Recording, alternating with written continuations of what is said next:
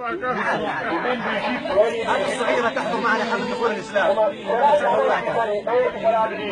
من يكون سبب في دخولها الإسلام، من يكون سببا في دخولها الإسلام والله لن يعدم خيرا، والله لن يعدم خيرا. هذه قرية منتنفة عام 1437 25/5 السبت.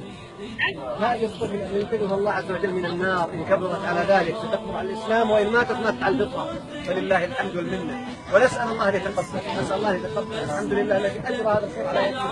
محمد صلى الله عليه وسلم تحدث فرحا عندما دخل طفل ابن يهودي إلى الإسلام بسببه.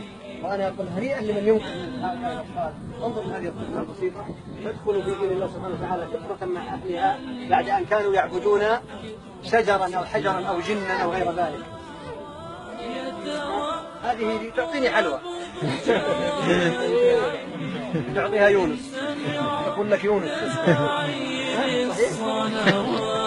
ملكتني دهشة حينما ضربت بالمسجد آلاف الخطوات. العالمين، نحن الآن في هذه القرية اليوم 25/5/1437. أهل القرية عرضنا عليهم الإسلام وجميعهم وافقوا، ونحن نقول الآن تخبرون يا شيخ بأن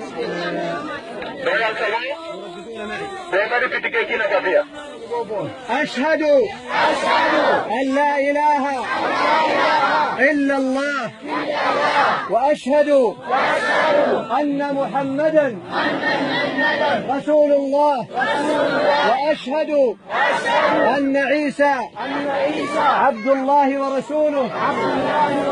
الله أكبر.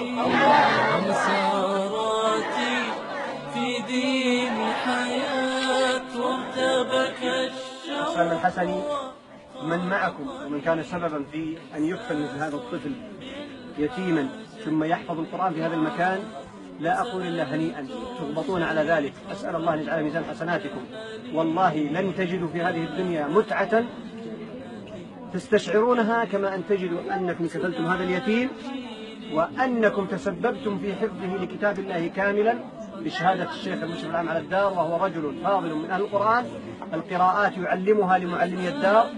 هنيئا ثم هنيئا ثم هنيئا. أسأل الله لا يحرمكم أجر ذلك، وإنها من أفضال الله عليكم التي أسأل الله أن يرزقكم شكرها. اشكروا الله كثيرا يا من تبرعتم، اشكروا الله كثيرا، اشكروا الله كثيرا أن ساق لكم هذا الخير وأن وفقكم لهذا الفعل. والله أنها من النعم التي تحسدون عليها. الأعراف، إلى الأعراف سيختم هذا العام إن شاء الله. عبد الله